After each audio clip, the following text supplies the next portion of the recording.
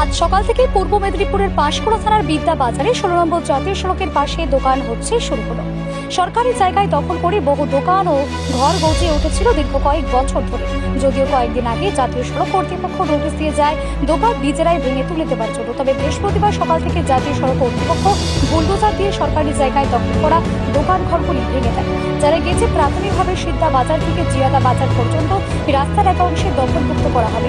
সরকারি ঘোষণা মতো বৃহস্পতিবার সকাল থেকে শুরু হচ্ছে সরকারি জায়গা দখলমুক্ত করার প্রক্রিয়া। প্রাথমিকভাবে প্রায় 100-এরও বেশি দোকান ভাঙা হবে। সকাল থেকে বিপুল পুলিশ বাহিনী ও র্যাব নিয়ে চলছে দোকান ভাঙার কাজ।